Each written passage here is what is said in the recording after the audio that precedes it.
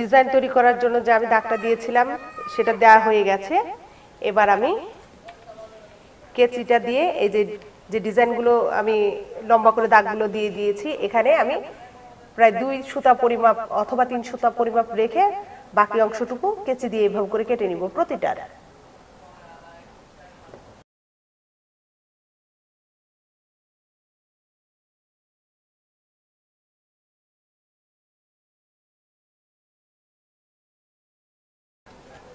এই ফরমাটার উপরের অংশ যে আছে সম্পূর্ণভাবে কাটবো না, এটা কিন্তু আমি 2 সুতা পরিমাপ এইভাবে করে মানে কাগজটা আটকানো থাকবে যাতে করে এটা খুলে না যায়, তার জন্য। তা আমি এইভাবে করে এই অংশটা কাটলাম, এই পাশেরটাও আমি সেম একই রকম ভাবে কাটবো।